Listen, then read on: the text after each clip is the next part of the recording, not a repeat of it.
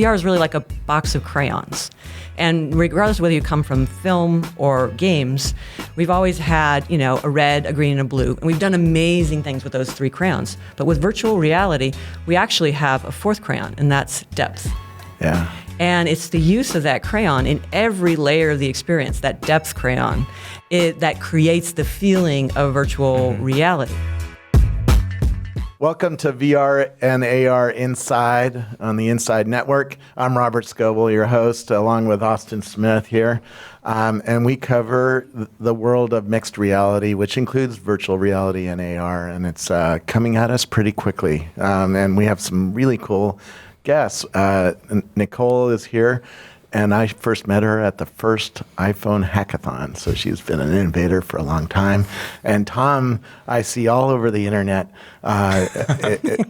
doing all sorts of stuff. I'm real. VR and AR. You're real. This is the first time we've met each other, even though I've been following you on Twitter and Facebook. So maybe real fast, could you just introduce each other and tell us why you're so optimistic about this space? There we go. Well, yeah, I'm Nicole Lazzaro from XEO Design. For the past, I'm a VR game developer, and I measure emotion on people's faces while they play, and apply the 4 keys to fun into everything that technology that we create.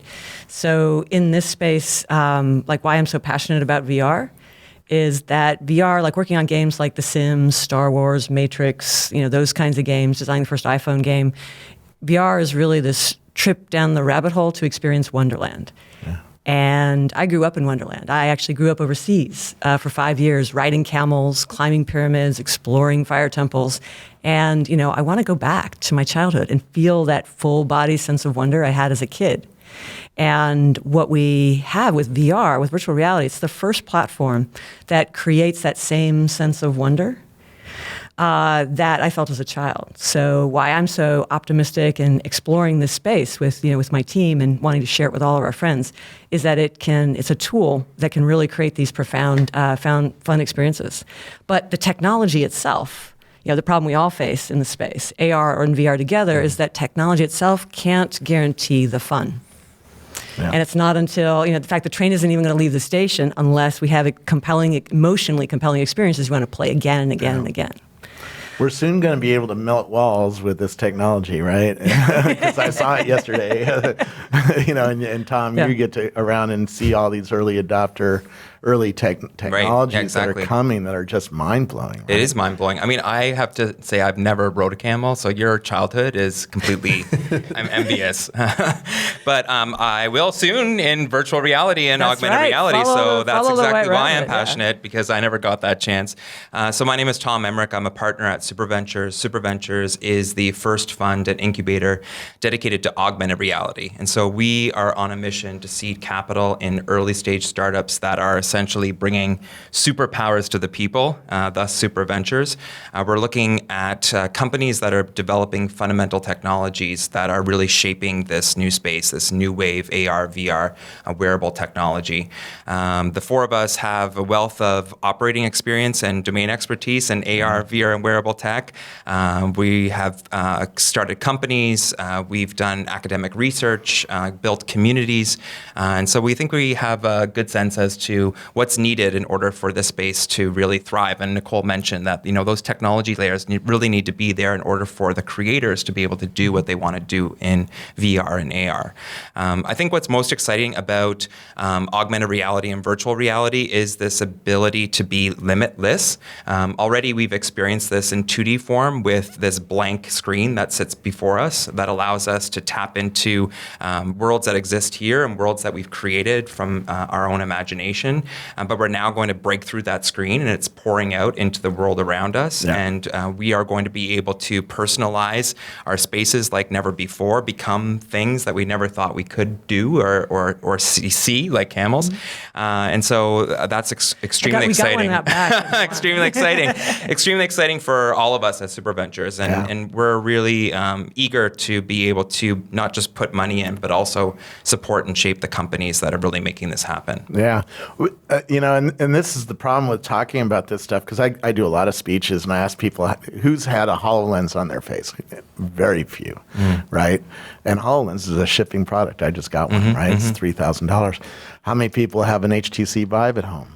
Less than 1%, or an Oculus Rift. Right. Less than 1% of my audiences. I'm talking to rich people who are tech-interested people, right? So the normal person hasn't even started conceiving of this world yet. Do you find you're always explaining what's coming? We both know in 2 years we're going to have this stuff on our face. Right? I think in the investor community, we have definitely seen people much more savvy now and educated to the fact that AR and VR exists. The level of depth of knowledge varies, of course, but especially later half of this year, I think with Pokemon Go, as well as all the noise from the VR VCA and HTC and Oculus and Unity and Microsoft, the big players, Facebook, Snap, we can go on and on. I think it's rare to find somebody who doesn't know that this is the future in the investment community.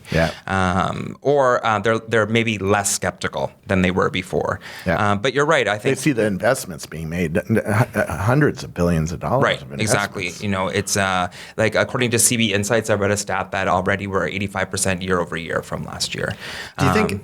Sorry. Well, I was just going to say one thing I've kind of noticed. I think there's right now this chasm because a real high-end VR or AR experience is so expensive, but there is kind of the Google Cardboard that went out with the New York Times, and so a lot of people have had that first experience that really might not have been actually. It might have been a 360 video, which is interesting and cool, but it's not VR. And so I wonder if that has kind of actually increased the skepticism and made it a bigger hill to climb. I completely agree with you, Austin. It's there's a real need for design leadership in the space, and that's not industrial design. These are cool, but it's the content design and the leadership to inspire developers to create new kinds of content for these platforms. Because we could have mass market adoption of VR and to a certain degree AR, tomorrow, if we had the kinds of compelling experiences people wanted to share. Like in the first iPhone game, we had, million downloads instantly because it was just kind of, it was there and it's kind of very accessible. I agree to an extent. I think it is content. I do agree, but I also think it's timing, right? I think it's a combination of Pokemon Go 2016, because Pokemon Go existed in 2007. Maybe not Pokemon, but those type of experiences did. So I do think it is about how ready are users to put something on their face. We have to remember, and you and I both wore Google Glass for a bit. The face is so intimate. It's the most intimate place. People are willing to strap anything on their bodies, other places like wrists and bras and underwear and socks. But when it comes to their face, they're a little bit wary, unless it's actually correcting them from falling down the stairs. So I think it's about I think what mobile VR is able to do is really to show that there's a brand new world that exists, that wonderland that exists, and it's getting people just familiar with that behavior, but they do need the right content. But you look at the vision, right? And any technology that interfaces with humans. I'm not talking about just the technology that attaches a wheel to a car. That's different. But technology that is going to connect us as humans together, or content to me, really has to be designed to create some kind of value, like you were talking earlier, and some kind of experience. And the experience has to be unique to what that platform does. It's the innovator's dilemma, right? In a sense that and what you can have at the start of a platform, if it's too conservative a bet, which is what happened with AR and VR right now, is that they said, well, here's a new platform, and we're going to basically, you can't manage your way from a platform transition because there are more psychological, physiological, design challenges in this platform transition, at least for games, than in the entire history of computer gaming combined. And the reaction on the content side was, well, we're going to take this successful team who just shipped a hit product on a console, give them, PlayStation or Xbox, and then we're going to give them money and then create the next hit game on a Rift or a Vive. And that kind of strategy means that's a management strategy. And as we all know, you get a 5% course correction through management techniques. You need leadership to actually, you have to lead your team into battle. And that's what we have. We have to really fundamentally change. That, and we're going to have a big bang next year with iPhone's product launch, right? And I think that's going to bring mixed reality to everybody. Apple is the one that can show it to everybody and explain it to everybody. And you're going to look through a clear iPhone and see stuff on your table, right? Virtual stuff, like with my HoloLens. And if they don't get it right, Microsoft or Magic Leap or Facebook or Snap will get it right in the next 2 years.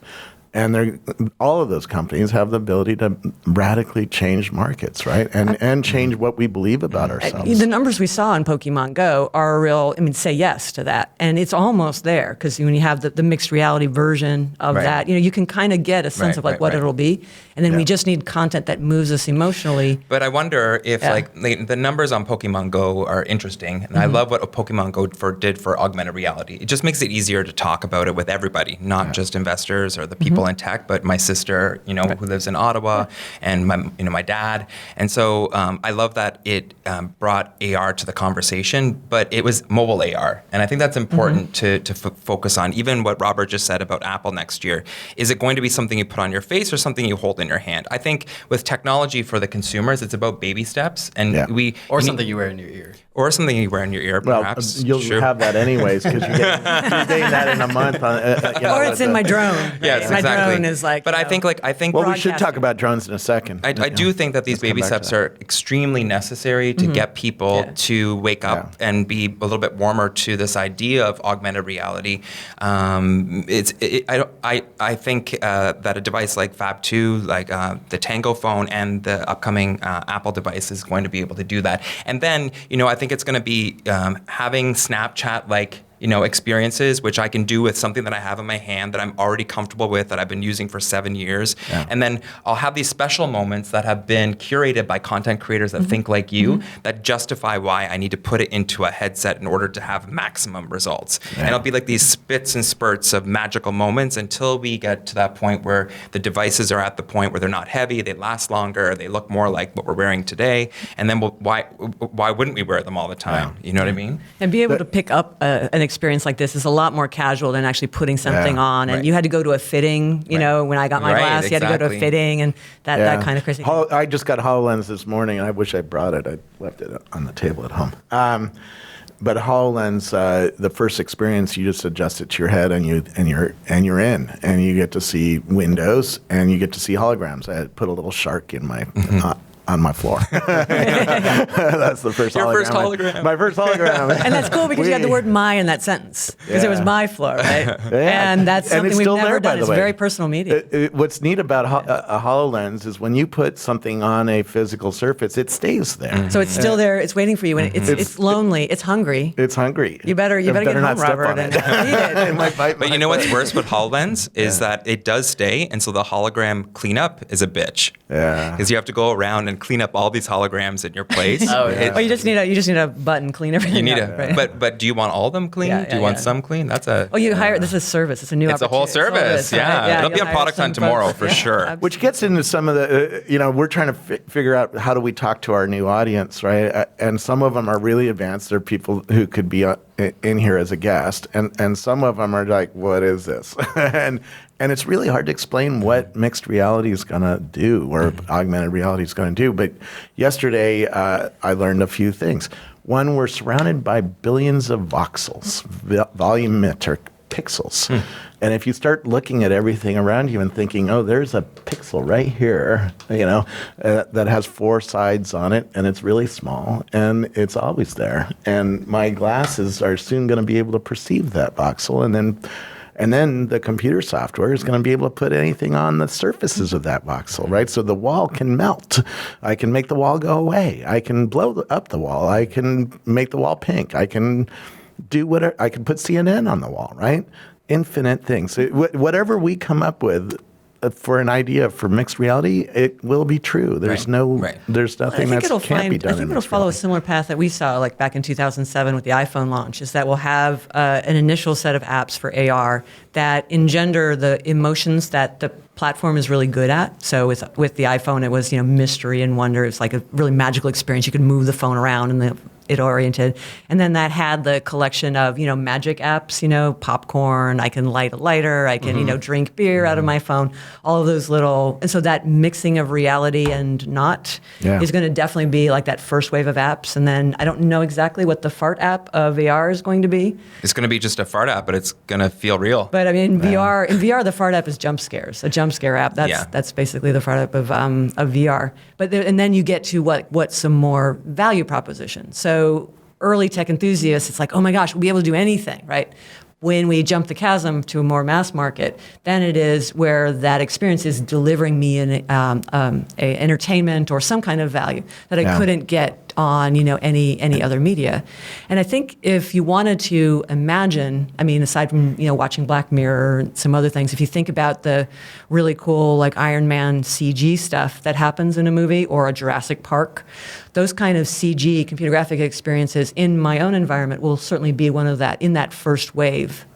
And then what I hope is that we can have intentional design for these new augmented experiences that trigger the emotions that we really need as human beings. Yeah. Where that we inspire as adults, that curiosity and wonder, going back to, everyone's childhood, blade of grass on the sidewalk, fascinating, what's going on there? But in our normal world. And so that when we are in this space needing to do this task, we actually adjust our internal state, our emotion profile. So now we're super curious, we're doing research, or now we have to be super confident because we're presenting, or super social because we need to close a business deal or something but like that. I think the technology has the capability to do that, but I think that's also just a huge shift overall in the intent to create content. Well, that's exactly why I'm here. Yeah. So I think it goes beyond AR, VR is kind of what I'm saying. Yeah, absolutely. Yeah, my advice when I'm speaking to brands and executives and that kind of thing is to get an Oculus Rift or a HTC Vive today and start learning a little bit about Unity, at least enough so you can talk to a development team about what you might want to create for a brand or whatnot.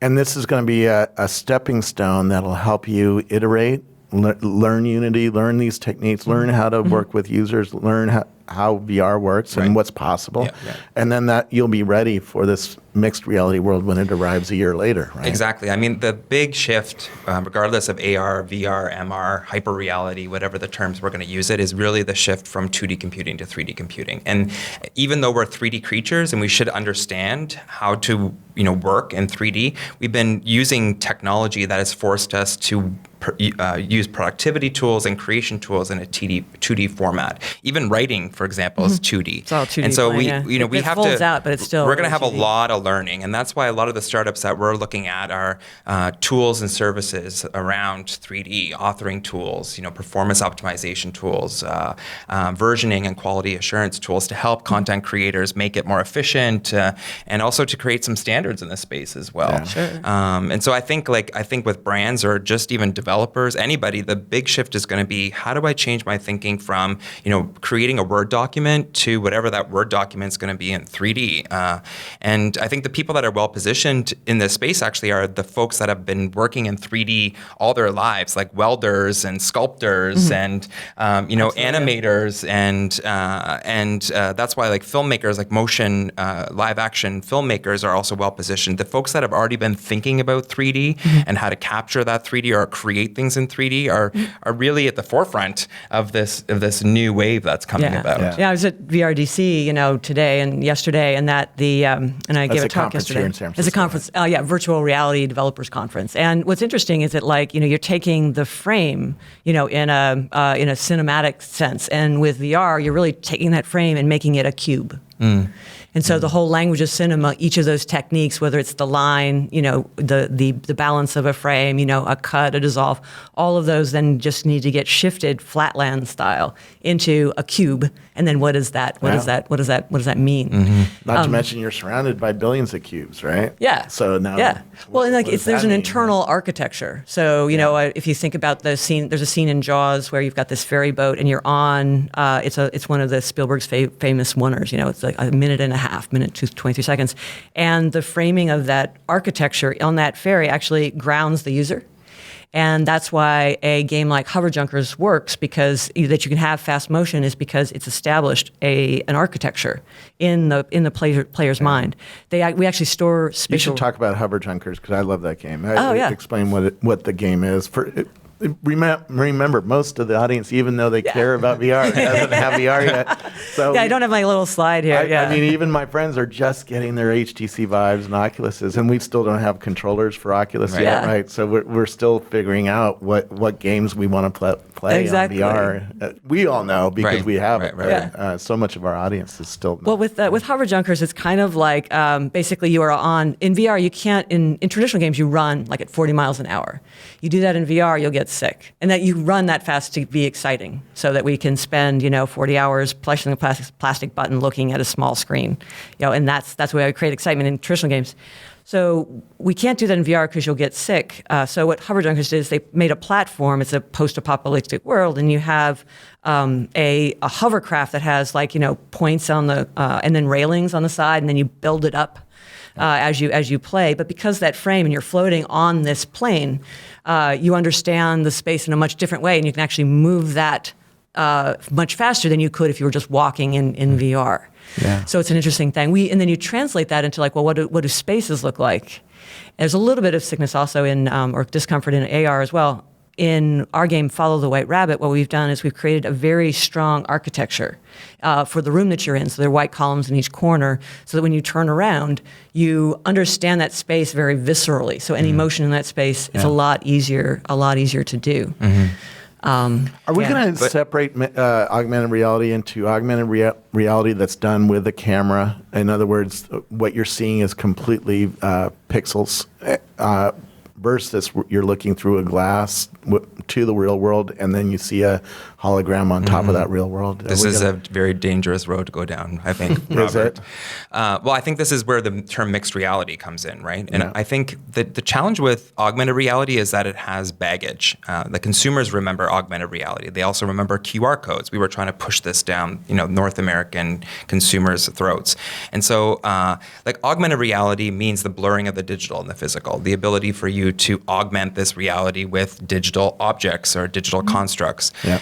But this new term, mixed reality, has come into the mix because many folks, many parties want to mark a major difference between the augmented reality of the past, which was mainly GPS-based, like a Pokemon Go, where you have something floating in midair that you can position nicely on your bed or grass, or even more heads-up display like technology, like Google Glass, where you have information that's coming that's helpful in context to what's happening in the environment around you, versus what you just mentioned with HoloLens, where you're actually seeing a shark and it looks like a shark. It's a 3D hologram, for lack of better words, like what Princess Leia shot out of R2-D2 kind of feels like that. It feels more magical. It really does. It feels more futuristic. It feels like what we wanted AR to be back in 2007. Yeah. And so I Would you think call that's... Google Glass AR? No, I don't. I call it a heads-up display. Yeah. Okay. Yeah. So, but I mean, this is, at the end of the day... evoked that kind of Yeah, of course. information is going to be there helping you as you live your life. And when you walked around the city with Google Glass, the maps were sort of close. Right. Because it showed you Right. what the scenery should look like, at the corner you're supposed to turn right on, right? And they had some experiences like the app that tried to make you run because there were zombies coming after you, or like a boulder. So Or World Lens. and World Lens was another Translating, It had text into a new language. had augmented reality capabilities. I would just say that it's, well, first of all, on AR versus VR, it's just a spectrum. Right. And I now agree. there's only a distinction because of it's two pieces of hardware. Yeah. And that we've seen in many technology evolution. And then once the hardware, there isn't a reason to separate the hardware, then the term actually becomes together.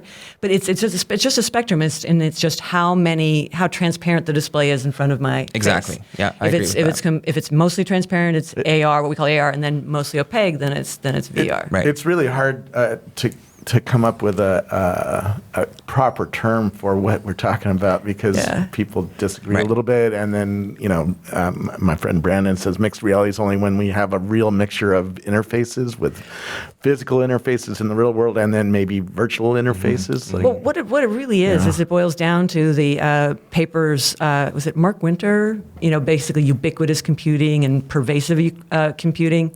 And it's when our environment becomes sentient, or becomes, we've got it can calculate, it can represent us. AR is kind of like shining an illusion in front of all of the objects around us, the way we conceive of it right now. So we're just shining this flashlight, and the flashlight is, we're seeing images. But eventually, those experiences might be even broadcast from the objects themselves.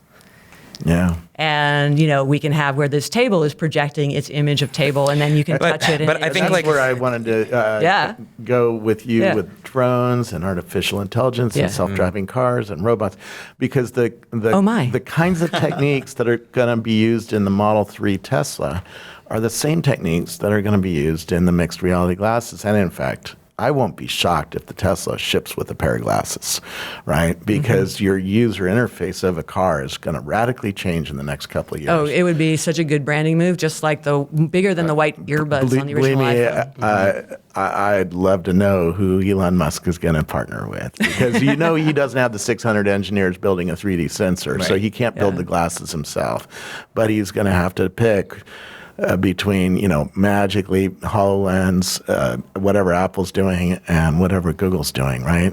Or Snap, something, right? Even if it was just an entry point of, it was an enhanced driving experience. I think the expectations are going to change so fast because of Magic Leap coming and uncloak. Magic Leap is clearly going to uncloak this year, right before Apple uncloaks, and Apple's iPhone is going to bring mixed reality to the world. So our expectations of what these things are going to do is going to radically change really fast. The rest of the world is going to catch up to the four of us, right? Where we've seen a lot of these things in R&D labs, we just haven't seen them productized yet, right? Yeah, well, I think that to productize AR, for example, is AR really needs to have a lot. It needs to be paired with a really good AI, because Tango is a great starting point in terms of using a depth. It creates, and my HoloLens the same way, creates a depth map, so I know that they're the basic geometry, so I can make something float the proper way or avoid a table, that kind of thing. And that's based on a depth map. Not a lot of AI there, but if it could actually objectively recognize that this is a laptop and therefore has certain properties, and these are the light fixtures, and this is a person, this is a refrigerator, that's a piece of food, then your AR experience can be much richer, because that shark that's still on the floor, which I'm feeling very sorry for, in your kitchen could then go after the real food, or there could be virtual food next to the real food, and it grabs an apple out of the bin or whatever, and then starts eating it. Yeah, that's well, that intelligence is necessary. Right now with sensors, we're waking up dumb things. That's kind of what we're doing. We're giving them eyes, we're giving them ears.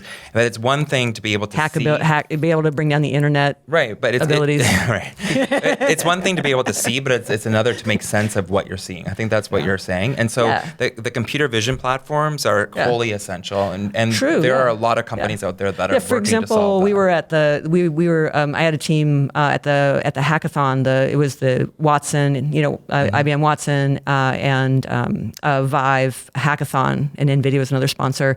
And what we did was we did a mixed reality thing in the Vive headset where we used the camera. And so we had the setting from Follow the White Rabbit, and you had this mirror that was the lens into the real world. Right. And we told this little mystery story with holding up real playing cards.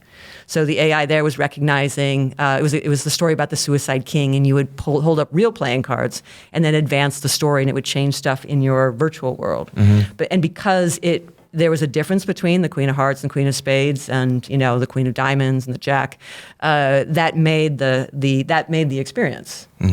We've invested in 2 computer vision platforms, one that recognizes language and text, and the other that recognizes architecture. So when you have a platform that can make sense of the 3D data that it's collecting, you can do a lot with it. For example, you can, like WordLens and Wago, Wago is the company that we invested in, you can translate text on the fly, or you can identify one building from another and bring up results based on that, or even change an experience based on that. Years ago, we worked with Leapfrog on the fly pen, with Jim Margraf, and the Notodot paper and LiveScribe, right? You could draw a keyboard with boxes and lines and some drums. Then it would actually work. Yeah. On a normal-looking piece of paper. Yeah, that's pretty cool when you see it demoed. And then that's the kind of thing that we're going to want to do in AR. And Jim Margraf, we covered it on last week's show, but Jim Margraf runs iFluence now and just got bought by Google, Yeah. which is amazing stuff. Doing really cool eye sensor technology, right? And is that the kind of...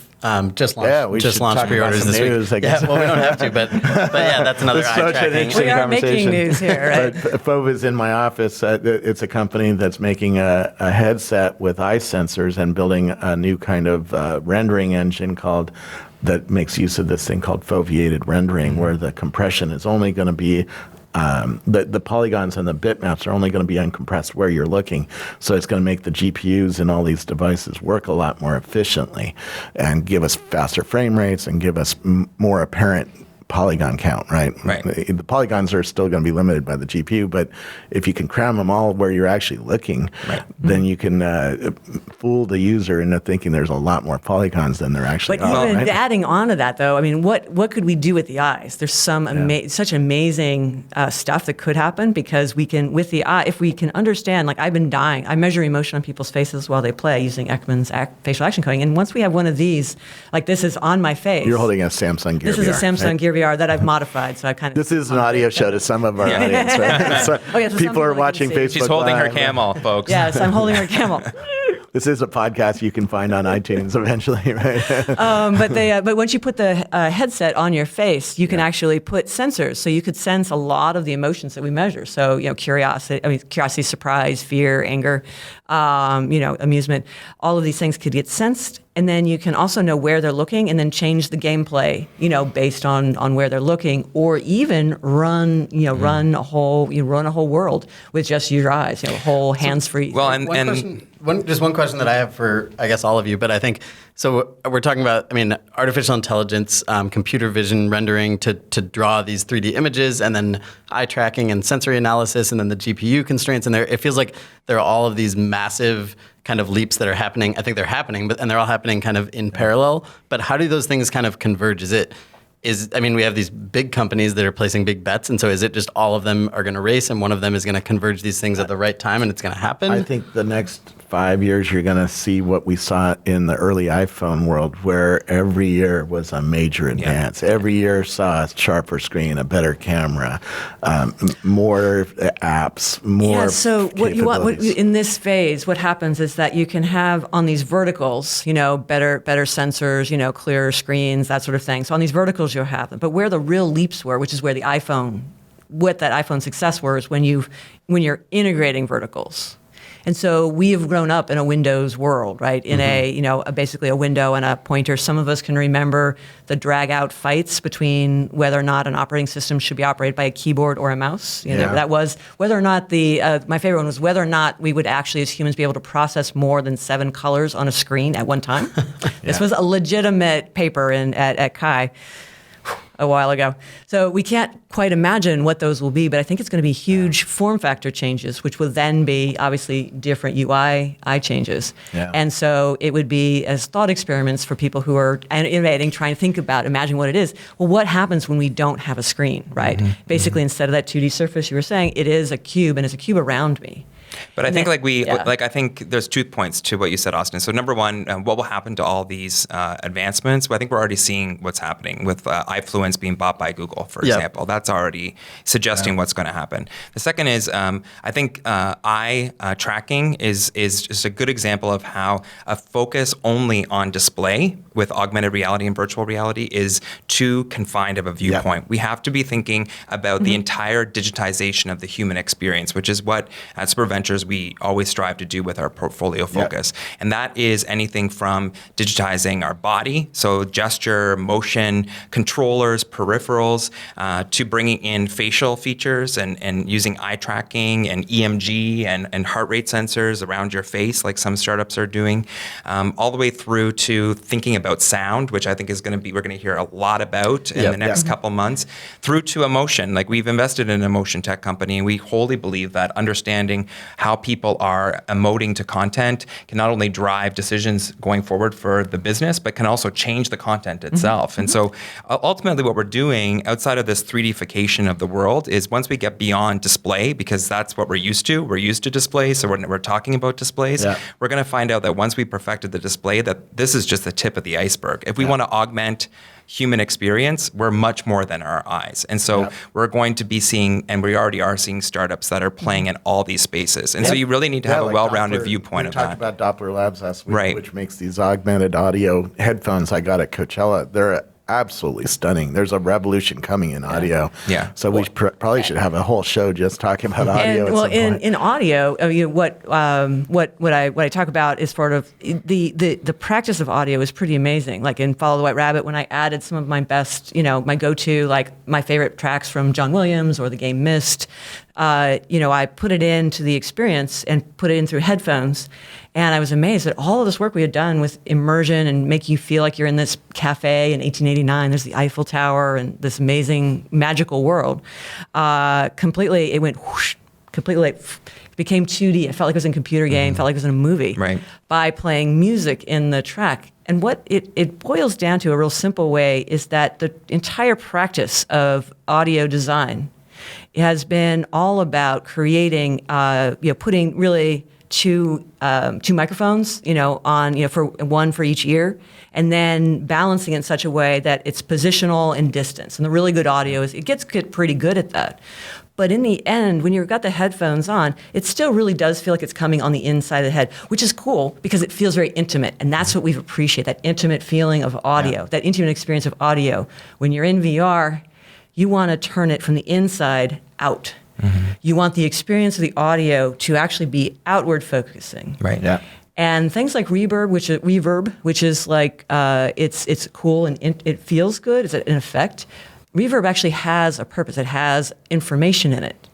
And you want to use that to pull people into different emotional states. Well, and what's interesting about sound as well is it's not even just the position, but it's also unique to the person and how sound waves are actually translated, because the waves actually bounce off of different parts of our body and different parts of the environment. And so there's a lot of physics that's involved in making the sound But natural. even if we right? simulate the physics, and this is where the technologies, the technical folks in us, and I'm a technologist and an artist and programmer and a designer, where you can mess up because it's not just simulating things to get that perfectly crystal clear, but really thinking about what is it. And so when you're talking with me, I feel your voice on my body. When that T-Rex in VR or AR comes around the corner, we've all had that fun experience, and my feet don't feel the audio. Right. Yep. My feet are numb. Wait, I feel weird. It's not the right thing. So we want to simulate. We can do with some of the tech we've been working on. We can make it feel like you got touched, Which just with the gets us audio. to one of the stories I think about theme parks, right? Oh, yeah, Because huge market. I assume we're going to get really amazing mixed reality devices in the next couple of years, whether it's from Apple or Google or Magic Leap or whatever. But there's always going to be a gap to having a big ass NVIDIA card, maybe 2 or 3 of them in a PC, right? And having eye sensors and other sensors in the environment that are actually watching you and then moving things, right? We both, Tom and I, both have done the Void and the Void's Ghostbusters experience in New York City, and at one point you told me you couldn't even walk across the scaffold, right? Yeah, at one point you have felt to walk too real. It felt too real. It felt like I was going to have to go across this rinky-dink kind of scaffolding at the top of whatever tower I was in New York. And because the Void is what they call hyper reality, not to throw another term in, but what they're trying to do is mix in not just the use of an HMD, something you put on your face, but also, as Nicole said, haptic vest, which gives vibrations on your body. They use peripherals, so you're holding the blaster in your hand, and then they mix it in with actual props in the environment. So when you go in to grab a door handle in VR, you're actually holding a door handle in reality. And so it's this this whole magical play that really makes it feel real. And they also add in scent. Robert and I were talking about how at the end of the experience you smell the Stay Puft Marshmallow Man, and it's really memorable. And so I think arcades. Right after you blew them up. So you get that. You get it. It smells like a s'more. It smells like a s'more. Who doesn't want that? I thought they lost a business opportunity there, and I would have paid $40 for a s'more. Oh my gosh, that's so good. On the exit. But when I go over there, I'll mention that to them, Robert. The offline opportunity, I mean, it's a great time to be in the arcade, amusement, movie business. There's a mall business. There's now a new reason to go to a physical space. Why? Because just like why we went to the movies, we didn't have big screens. We didn't have great sound at home. Eventually that got commoditized and we could afford it.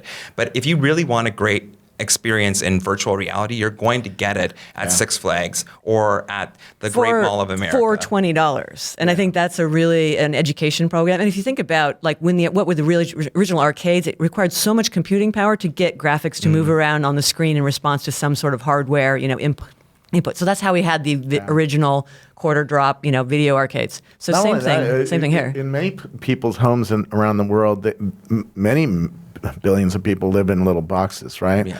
And they don't have enough space to really move around and play basketball.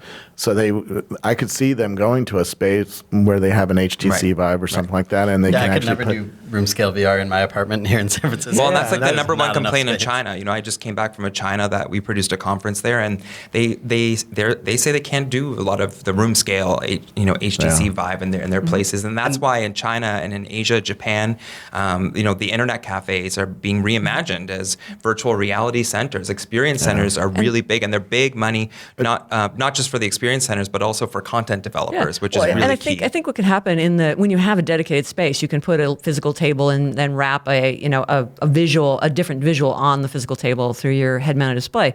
And what can happen then too, it's really ideal. It's kind of like like a Disney theme park kind of idea, is that the experiences are going to be fairly short, 8 to 15 minutes, and that's pretty good because a lot of content we're learning how to extend those experiences all as a group. And then you can go in very casual point of entry. We can create a big experience, and then just having a little bit of touch really does pull in that experience. And so I think that works. My wife asked, what is hyper reality? And it's exactly that. And when you're playing Ghostbusters and you have to walk across the scaffold, if you put your hand down, you feel the rail that you're seeing in virtual reality. So they've mapped the virtual to the physical in some way to make you It's an illusion. So you can see the Void guys, the Void guys have a magic background. So the Void from Utah, the company that's kind of leading the charge in this, it really does feel like magic. And then along the lines of magic, magic is the performance, is the creation of wonder in the audience. If you look at the emotion profile, it's surprise and wonder and curiosity as well. And every emotion has a polarity. So in terms of for the content creators in the audience, we really want to look at the themes of these experiences to have to help us immerse ourselves in the world and really pull us in. Yeah. And some emotions, have a very the most dangerous emotion in VR right now is disgust. Because we get it from badly calibrated headsets, right? Get the sim sickness that's a disgust. It's like you can measure it here. Uncanny Valley triggers it as well. And these are all, if you feel too disgusted, you're going to explain what Uncanny Valley is. So Uncanny Valley is when you have, when you render something, it's like Polar Express, that movie. When you've rendered something real enough, but it's not quite real, it makes you feel a little bit uneasy. And this is why Facebook is doing avatars for, and they want to create a virtual slightly cartoony, sit next to someone. And then even if you look at Avatar, the movie, what they did is their people are all cat people. Yeah, so they have features of cats instead of human features. But I think to keep it. Uncanny Valley isn't just a VR term because I think the best way for anybody who doesn't know about VR is you can go to a toy store, and if the doll is trying to look too human and it doesn't look human and you kind of are creeped out by that doll, that's Uncanny Valley. Yeah, so essentially appeal, it comes from robotics. So appeal in shape of a robot and the motion of the robot increases the more human-like it gets, and a face or whatever. But then there's a certain point where it gets almost real enough, but then it's not quite real, where the appeal goes way down and then recovers. The founder of Selfie Tennis told me every every character she put into the game was meant to not look human, Right. look exaggerated. So if you really pull away, but then the third thing that creates disgust, though, unfortunately, and this is important for content creators, is we feel can be a very violent disgust reaction from a dead body, blood, feces, a lot of gore, which is a staple for a lot of traditional computer games. And so if you have if you shoot something in VR, it's a real dead body. And then, you want to also take that off. So we've got to make sure we align that. I was in a shower in VR where they remade Hitchcock's shower scene where somebody got murdered. And what was really interesting is you could watch the blood go down the drain. Oh, wow. Right? Yeah, you can look down and see, you can look up and see blood spatter, and you can look down and see the blood going down the drain. And that completely changed what a murder scene meant to I think also media. Right? That still goes back to the kind of the uncanny valley thing, I guess, because the Brookhaven experiment is a zombie shooting game in VR, which can be incredibly frightening. I have been really scared in there, but not in the uncanny valley way, because it's zombies and it just doesn't feel real. So you're zombies shooting. use humor. Right, exactly. And then that basically what you're doing with the so basically disgust is all about throwing up because you've eaten something poison. There's something wrong with your brain or theirs, and you want to throw up because then you'll balance your system out. So it has that direction. The emotion is out. With curiosity and wonder and humor, that's an in. Sweet, good. I want more of it. I want to eat it. I want to lick the screen or something. Things that have that emotional polarity then can cancel each other out. Are you surprised? So when you move from the Valve game Bullet Train to the release version, which is called Robo Recall, they made it the first version. Some people were feeling like, oh, this is like your shower scene. This is like a murder simulator. It's a little bit too real. But then they made them robots instead of humans. And then they made them, you can pull them apart and they're misfunctioning robots. So it's and there's funny, it's humorous.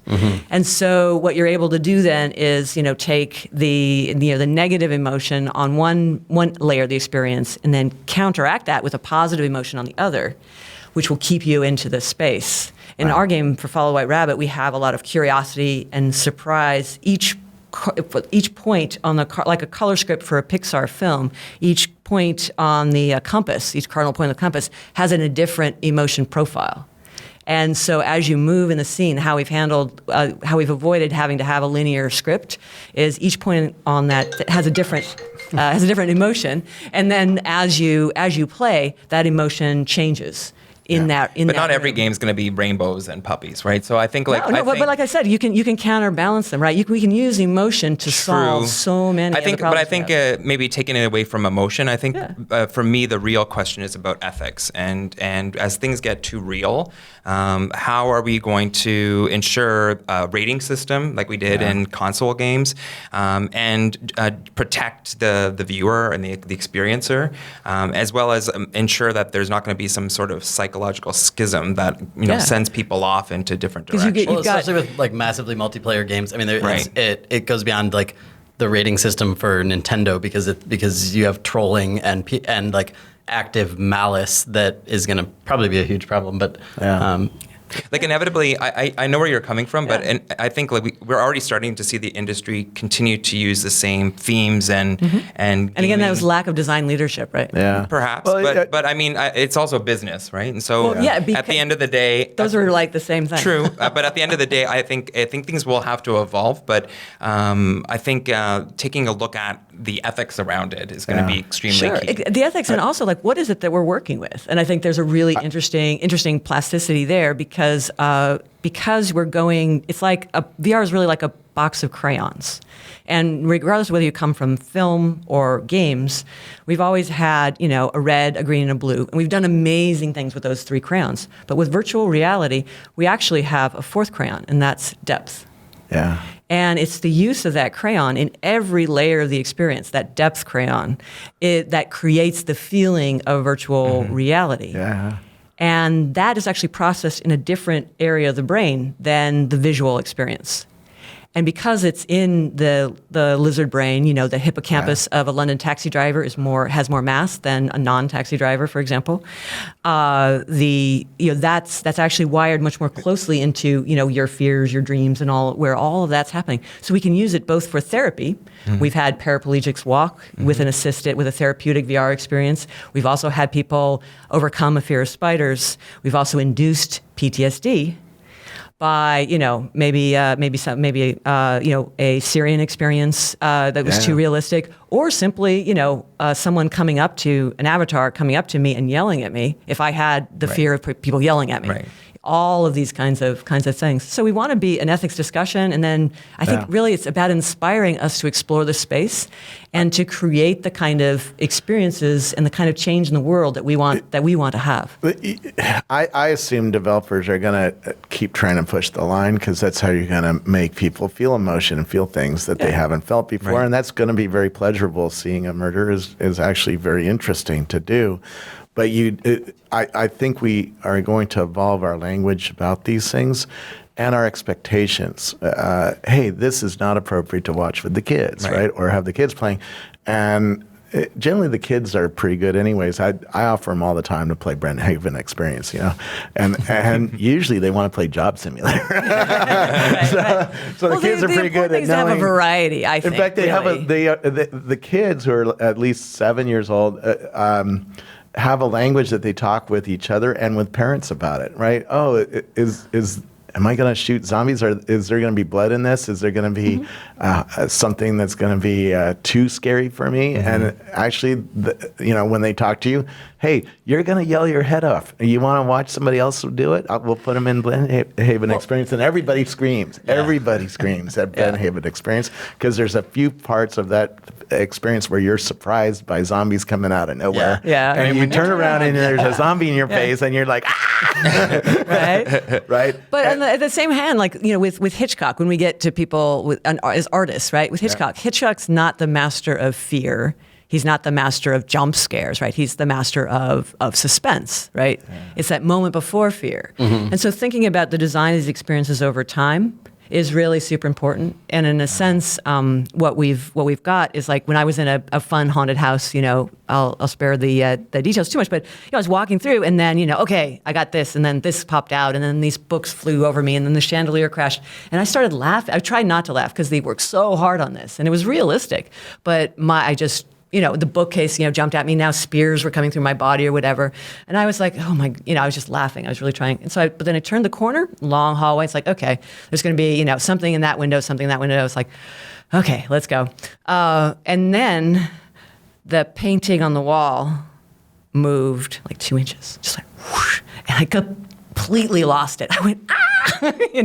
Because it was such at a different register. But I think that's what's really interesting. It really got me, right? It was. I would argue it's even more than the jump scare. But with sensors now, we're able to just personalize content, right? I think that's kind of what you're talking about. It's like I don't think we need. But it's an intensity. It's not just push it on 11 all the time. I don't think we need one size fits all anymore, especially as we start talking about emotional measurement. Yeah. So what scares you to what scares me or Robert? What do I think is violent? What triggers my lizard brain is going to be very different person to person. And I think this personalization of content is going to be really powered by other sensors that we wear that have a better understanding of what is this content doing to me. Yeah. And I think that's what's really exciting. And I think that's why emotion tech companies are If we really all had, let's say, HoloLens or anything with one of these 3D sensors, the 3D sensors that are coming out in the next 12 months are going to be so sensitive they can see your heartbeat from 3 feet away at least, probably 6. They're so sensitive they can see the fabric in your shirt, right? They're so sensitive they can tell how hard you're pressing on the table from 3 feet away, right? That's cool. I had that demo 4 years ago from PrimeSense, right? And it worked. He had the sensor about 3 feet off the table, and the sensor could tell how hard I was pressing the table, and it can do all sorts of other magical stuff. So soon, my sensor on my glass is going to be watching your face and your eyes to see how you're reacting listening to what you're seeing, Right. and vice versa. And the Apple TV is going to have the sensor, and the iPad's going to have the sensor. So we're going to have a lot of these sensors around us soon, like in the next 24 months, and we're going to be able to build new kinds of interaction experiences, which are just going to be mind-blowing. It's going to be fun to watch both of you guys invest and build. Because that's the thing. It's like you want to connect those things. If you think about it, like there's console wars, all the time with the different game consoles, and right before, from the Xbox to PS, PS1 to PS2 and Xbox 360, like who was going to win? And it turned out Nintendo won with the Wii, which had 1/10 the graphic processing power. Yeah. But it had it was only a 4-axis sensor in their wand, but it delivered a much bigger experience because it just delivered it in a new direction no one had seen. It was a social experience. It was social experience, and it was we worked with on the Star Wars lightsaber games. But like and, people who never played video games were interested because they could play tennis with the family, and it just kind of. And that's what we need for AR and VR. And for parents, that gets you the kids off the couch. Yeah. And VR does the same thing. This is why if you have a Vive at home and you're playing selfie tennis or any game, budget cuts or office simulator, any game, you're off the couch. You're moving around. You have to touch things. You have to pick things up. You have to throw things. You have to shoot things, right?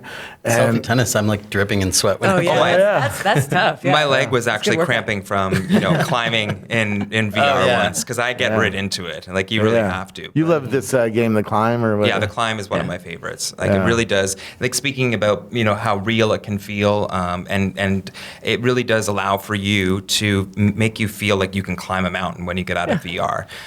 Just the user interface and the design and just the overall experience that they've made in this game is really, really impactful. And this is without controllers already. This is just with an Xbox controller. So imagine starting to put in the Vive with the touch. Imagine starting to put the controllers in it. It really changes everything. So I definitely think one of my favorite experiences in VR is when you pair virtual reality head-mounted displays with an exercise bike, and you're able to actually use the expert zoom. Yeah, actually allows you to be on like a horse, for example, and you're sitting on the bike, and you pedaling actually drives the horse, and in virtual reality you feel like you're in the wild West, and you can do other things like lasso your partner beside you.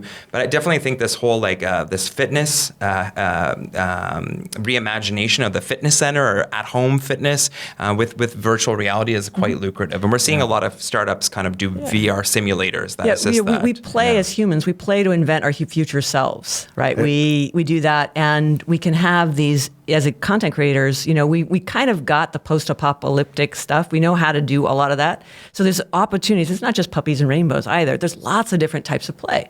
Go into Toys R Us. There's lots of different ways to play, lots of different themes. Go into a Barnes & Noble bookstore. Lots of different themes to make these experiences on. Yeah. And you can inspire that desire. Like I was playing this magic guitar I was telling you about, and I felt like, wow, I could actually do this. And then I would want to maybe go and do that. So he can get us people over that. We can also allow people to be in a very intense real life world, and then like in our game, you go in and you just whoosh, and let you go someplace else. It's not in meditation, but it's that meditation sort of feel, and you can have these lots of magic and wonder experiences that you can't have in the real world as an adult. Right. And that feels very refreshing. Oz, who runs our green screen room at Upload VR, tells Tom to try Climby on the Vive. He says it's the climb on crack. So there's going to be a competition on genres of who has the better tennis game. There's a video of a kid playing the climb at like an arcade. And you see him and he's climbing, and then he falls in VR. Yeah, and he in real life you see him just topple over. Right? Yeah, he was okay though. We should put. Yeah, he was completely fine. So what's interesting about that too is that in terms of affordances and stuff like that, because we can't walk really well in a lot of VR games, being able to navigate with your arms really helps a lot with giving your brain something to tie the motion in your body, and lack of perceived motion in your ear too. Mm-hmm. And so that's why a lot of that, and so like a rowing game and the bicycling game with your feet And I really think that goes help. back to what we were talking about. Like Yeah. the big news was that HTC Viveport Arcade is a big opportunity for HTC. They're rolling out these cafes in China. Fove, we talked about, which is the eye tracking HMD. They partner with 7,000 cafes in Japan and Korea.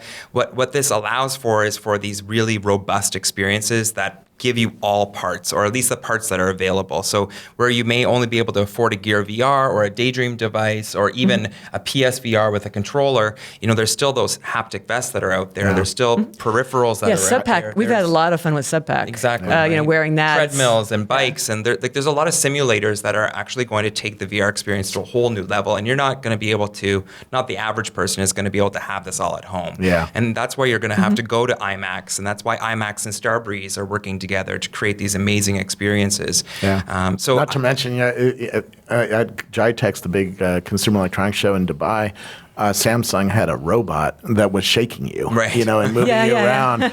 You can't have that kind of experience unless you go to a theme park, Right. Because those robots are hundreds. But even of just shaking the $1,000s. it can be pretty powerful. Yep. Yeah. I played like the. Well, one of my rapid favorite rampage. experiences in China, I went to, we run Augmented World Expo in China, and they had this little pod that just moved back and forth like this. I swear to God, just back and forth. And I watched everybody go on, and they were all smiling. And I thought, well, what is this experience? Well, I put the HMD on. It was an Oculus.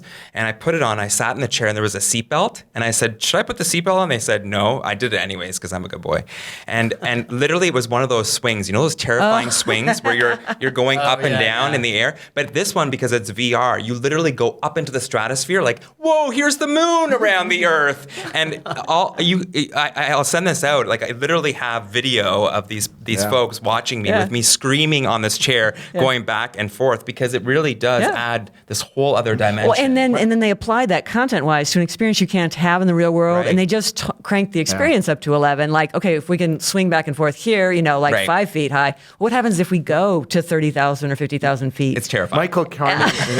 Let me tell you. can't wait to try it. asked a question that's sort of interesting on this. He says, when the novelty of virtual reality goes away, what types of experiences will we design?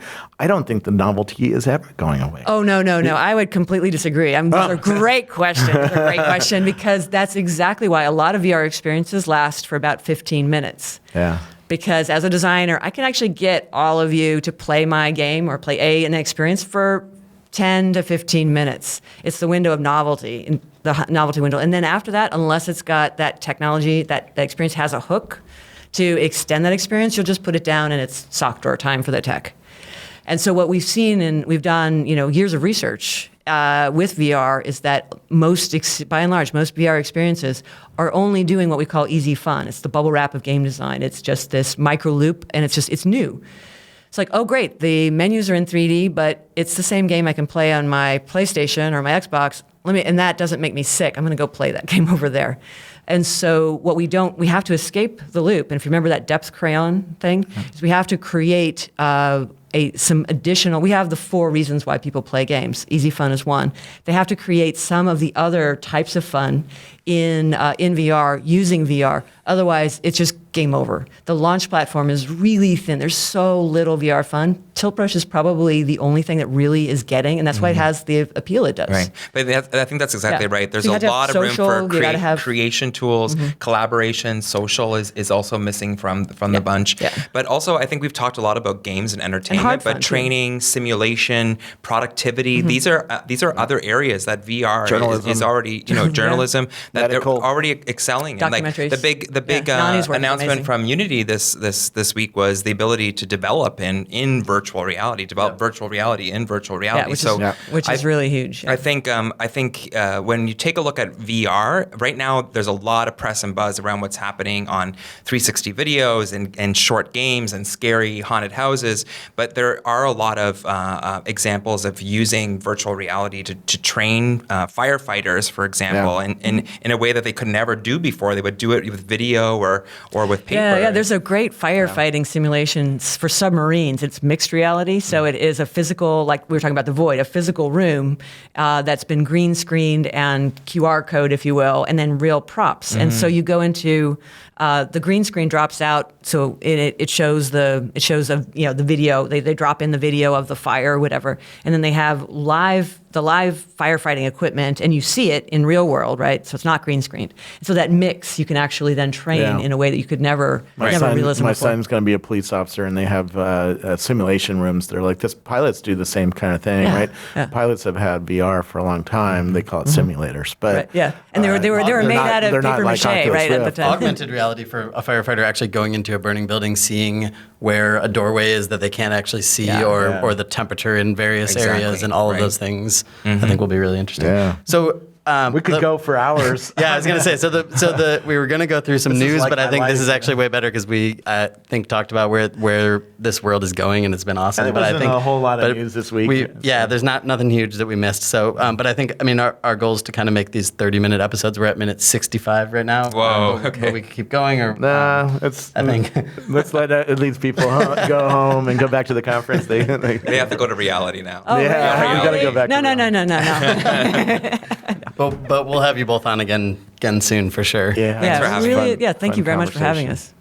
And it just shows how much stuff is coming that we're just starting to figure out. Even the people who are building it or investing in it are still figuring out what's coming. It's a big wave. So it's probably a 40-year wave, right? I mean, if we were doing this back in 1977, we'd be like, hey, look at our new Apple II. Right?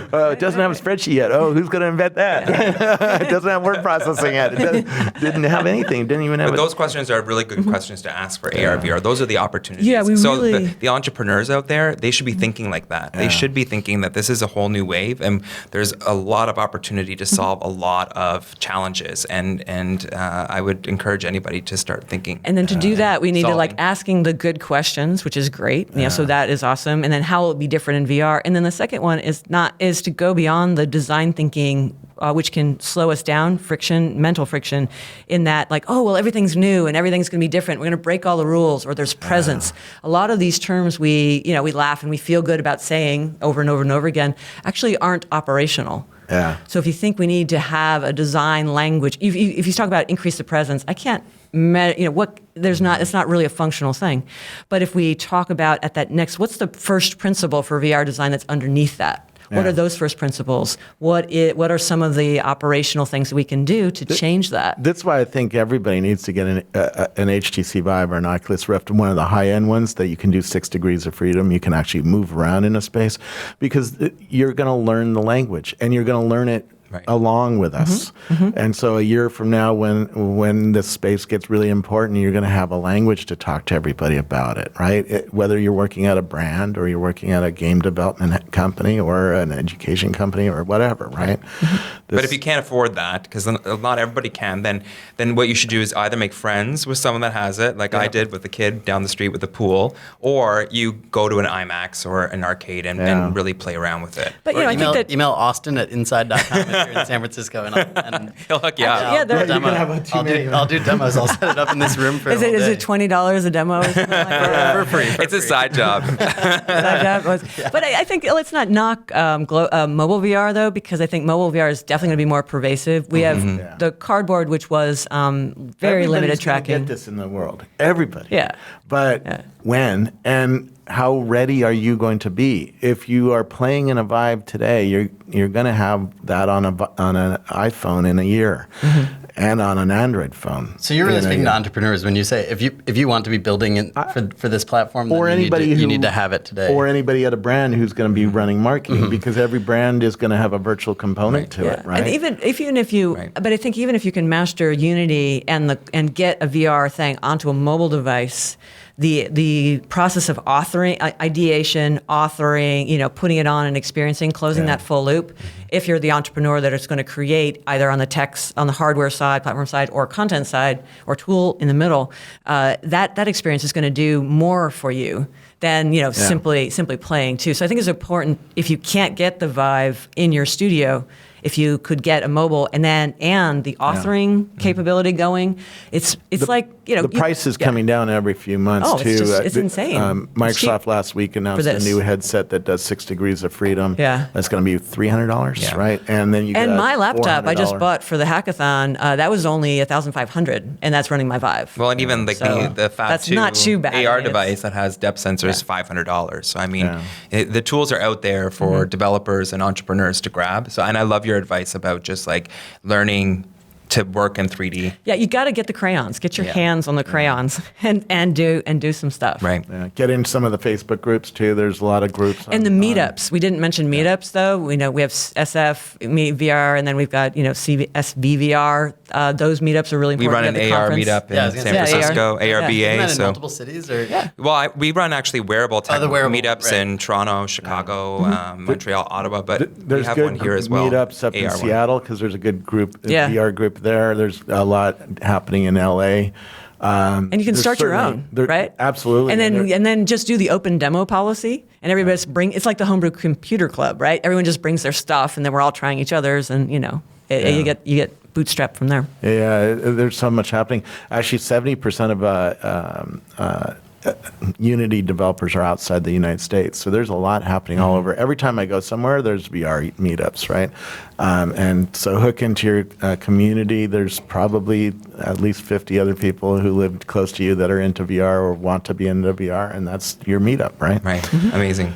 So thank you for joining us, and Thank you for having thanks us. everybody for joining us on the Inside Network. We'll figure out the name of the show. It's still the VR AR show, but I think it should be Mixed Reality Show. might be Inside Mixed Reality. Today it's Inside VR and AR. I think we're gonna be forced to change the name in the next 11 months. Anyways, Oh, that's why we had the question earlier. We're trying to get like, okay. try to figure out these definitions and so that we can have a common language on the show. The thinking behind keeping that name is more just the fact that people today, we are building a new show and we need to think about what people are looking for, and people might search iTunes for virtual reality. They're not probably searching iTunes for mixed But reality then today. it's like AR A is is earlier in the list than B, Yeah. so you might want to alphabetize. It's kind of like Yeah. I think Yeah. this leads to the marketing confusion too, right?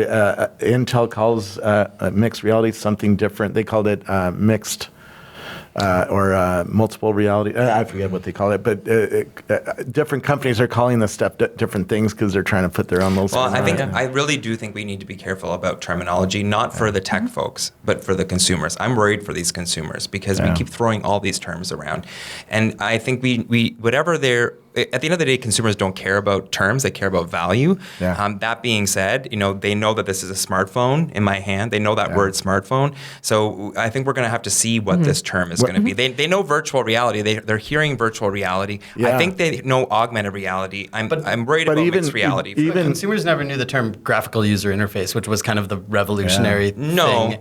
no. But they know mobile, they know Yeah. computer, they know. And to Right. So it was decide like personal between, computer I was mean, the- you have a yeah. Samsung Gear VR and an Oculus Rift on the table here, right? This one only does three one? degrees of freedom. The Oculus does 6. So that now the consumer's confused, You're right, right? yeah. And why do I need that? What do I get out of that?